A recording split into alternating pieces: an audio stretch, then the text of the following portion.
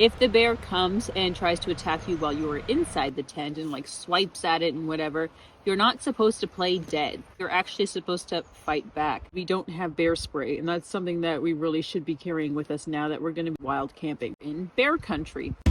Moxie, Greg, and I are riding around the world to raise $100,000 for the nonprofit Girl Up. We're donating 10% of RUFFLY sales to the fundraiser and posting a new episode every week. It's a big dog on two wheels adventure for girls' empowerment. So follow along and please lend your support. We're headed over to the house of the BMW brand ambassador for North America, Shawn Thomas. So that's really exciting, and we boiled water this morning for showers because we wanted to be a little bit presentable, a little bit clean, although I'm sure Shawn Thomas can appreciate long, dirty rides and smelling bad. My name is Shawn Thomas, and this is BMW Motorrad's Ride and Talk. It takes a special kind of commitment to ride a motorcycle, and that is especially true when we ride internationally. But Jess and Greg Stone took this a step further and brought Moxie along for the ride. Weighing in at over 34 kilos, Moxie is a large German Shepherd that has logged thousands of kilometers on the back of Jess's motorcycle. While on their international adventure, Jess, Greg, and Moxie stopped by our United States studio in California and shared with us what it's like to travel the world on motorcycles with their four-legged companion on the back.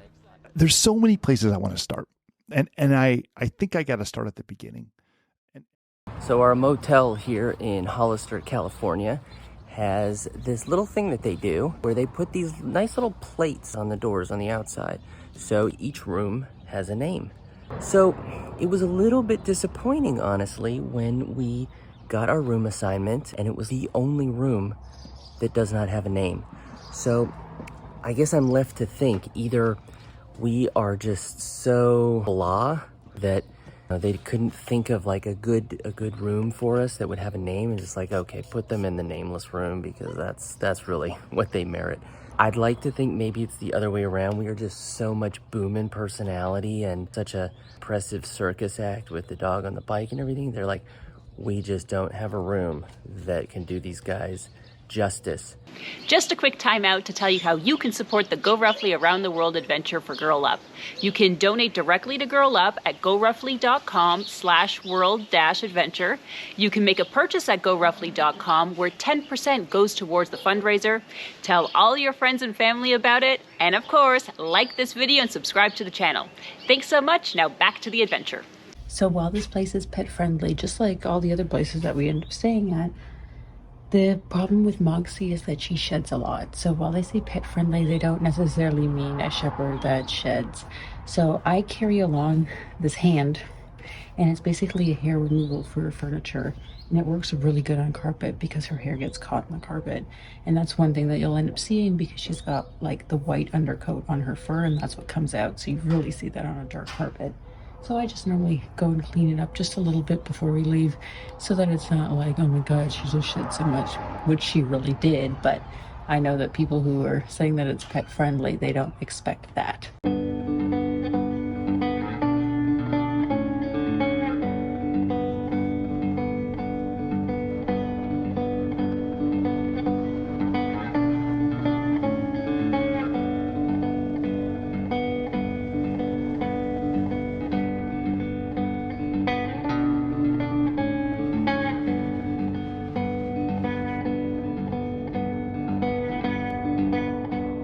Rode through all of that rain this morning and this afternoon basically, and it was a bummer horrible. About Alice's restaurant, which is like that local, yeah, it's like a local biker draw. Hangout, yeah, and there were a bunch of bikes, but it was raining, so it wasn't so fun to be out there.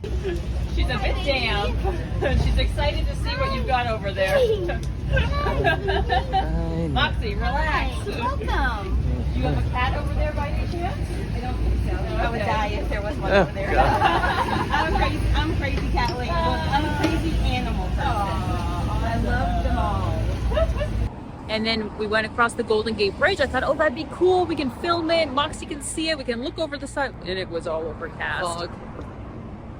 fog. So we didn't get to see that. And then we actually stopped here because we were going to go to the Lavender Bee Farm where they have all of they do beekeeping, on these lavender fields, and you can do a tour. And it like opens up to be this gorgeous house, and it says buzz off, we're closed. Yeah. We got your soul. Hunting alone. Traveling from the deep forest into the sun. In war, there's never an option to run.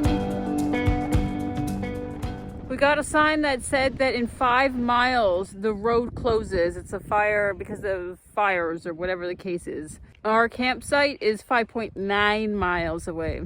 So chances are we're gonna get to 5 miles and there's gonna be a gate that closes the road. But we're gonna try. It looks like on the map BLM land is just a little bit up ahead. So we'll see if there's somewhere we can pull off and potentially camp.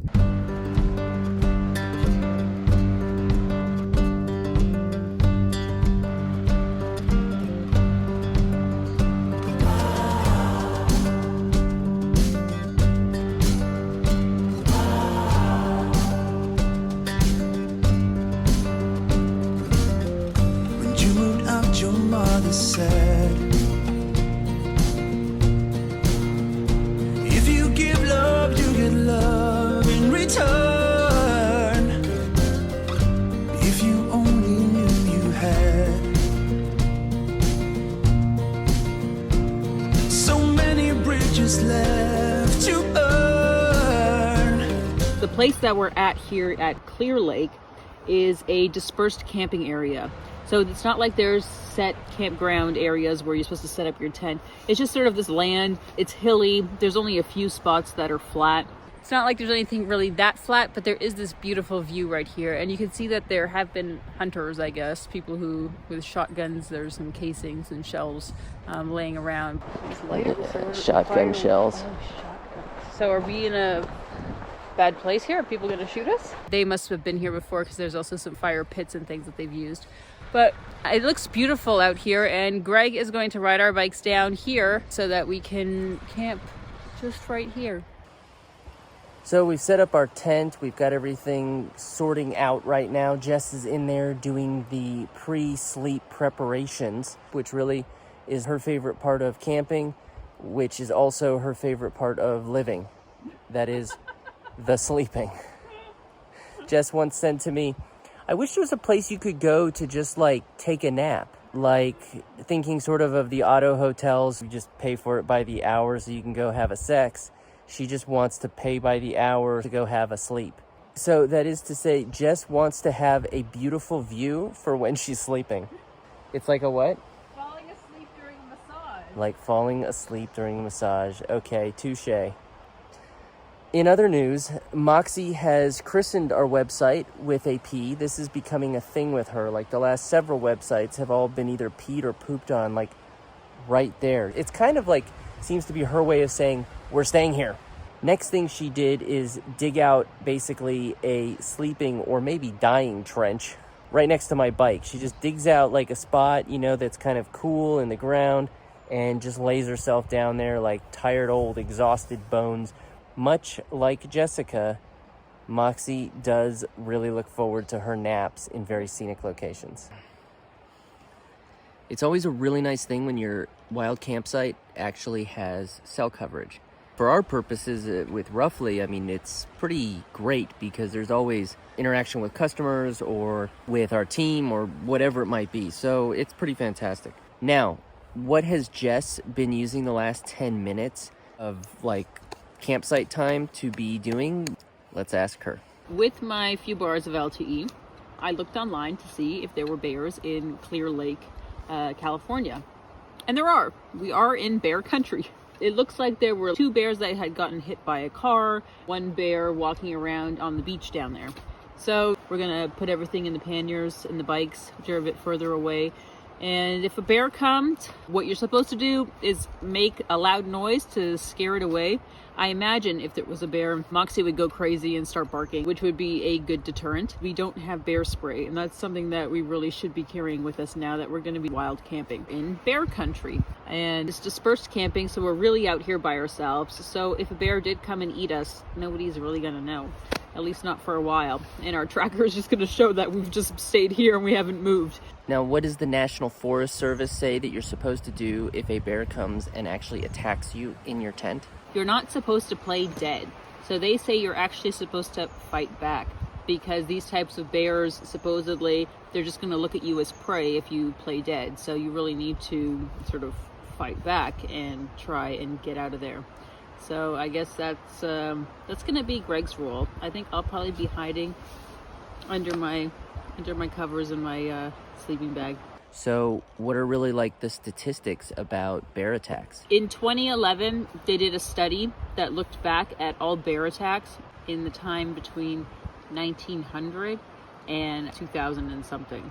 There were 63 deaths due to bear attacks. So 63. So it is rare that they do attack, and most of the time it's either because you've come between the mom and the cub, or it could be that bear just sort of came upon you, it got surprised, and instead of fleeing, it fought. So The Revenant, super cool movie, but very rare. And though you should certainly take the precautions, the likelihood of a bear attack, not very good. It's probably the third time now that she's just like run off into the forest here to chase something. Unfortunately, it's never a deer or a bear or something exciting. It's just been a lot of squirrels. She's quite the squirrel hunter, although she's never brought us back morning squirrel breakfast.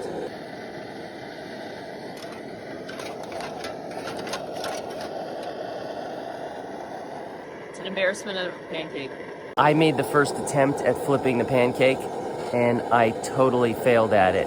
And she stepped in as an emergency flipper, as a backup flipper, and she made an even worse mistake of it, and it even fell onto the stove. So in the end, no bears, no mountain lions, no deer. What a letdown this campsite's been. What a letdown.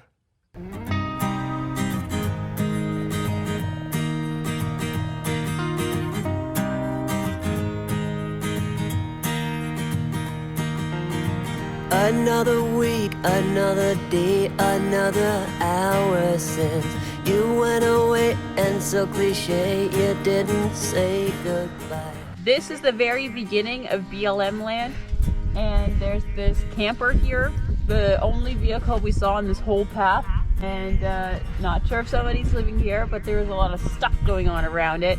So I guess BLM land does sort of attract a certain type. But who's to really blame? There's an aching in my heart. All the questions that I've got are keeping me up at night.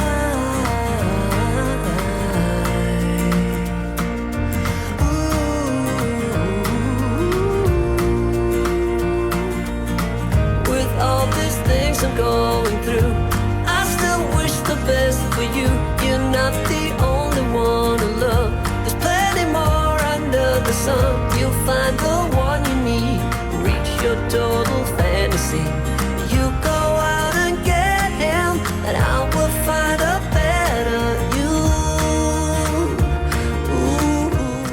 Ooh. On the way up north, we were reeled in by beautiful signage over and over again about the Olive Pit, which is located in Corning, California. And Corning is the self-described olive capital of California. And I'm kind of believing it, because on both sides of the interstate, we were seeing rows and rows of olive trees. And you get here and there's like one olive tasting and olive oil store after another. So we've come to the Olive Pit, which sort of maybe reeled us in because of the signs, and maybe reeled us in because it's a throwback to 90210's Peach Pit, maybe for both reasons. So this is a pumpkin butter smoothie with like soft serve.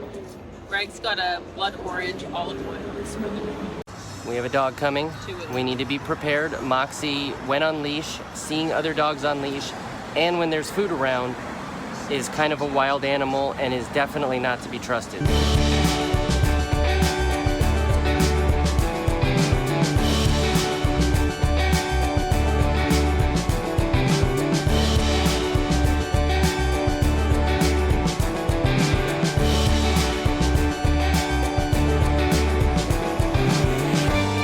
It's been around for days now. You carry all that weight. It just slides off, falls there like a dead animal, like roadkill, and Jess is just perfectly happy to let it just lay there. Maybe a semi will speed past, put it out of its misery.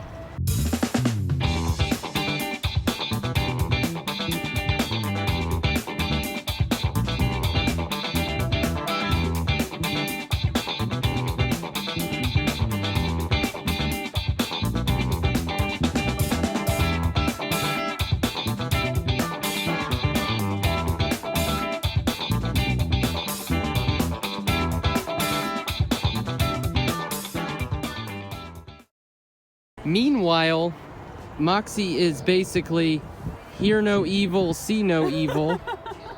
Especially with the ear protection. When that thing is on, she basically just checks out.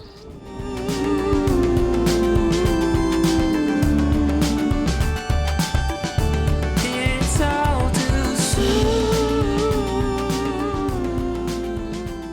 That was very dainty. Which one? The little wiping there. Come wiping me a little bit.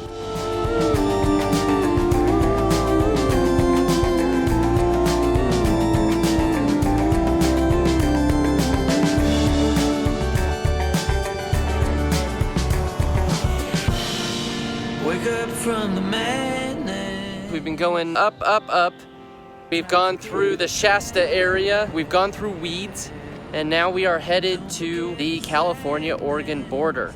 So we're making good time. The weather is gorgeous, which is usually what you say right before the floor falls out. Hi guys, thanks so much for watching. I hope you really enjoyed the episode. You see in our videos, a lot of the times we really prefer to do wild camping or dispersed camping. I know a lot of people, when they go camping, they prefer to do campgrounds where you'll have the amenities, you'll have a shower, either it's coin operated or it's part of the cost of getting in there, and you'll have nice toilets. But Greg and I and Moxie, we really do prefer wild or dispersed camping. And there's a few reasons for it. One, obviously we're introverts, so for us it's sort of nice at the end of a long riding day to be able to just go to a place by ourselves, have each other, to make dinner together out there and have Moxie with us and just not have to deal with other people and other dogs. And so that's one main reason. The other one is because if we do go to a campground, most of the time Moxie has to be on leash. And you know, it sucks for Moxie to be on leash because she much prefers, obviously, to be free and roaming. But it also sucks for us because then we have to sort of manage her the whole time. It's not like it's going to be this relaxing time because campsites are normally pretty close together, and so other people also have their dogs. So if there's another dog in the campsite beside us, it can trigger Moxie to start barking, and then I get anxious that we're causing a lot of noise, or somebody walks by with their dog.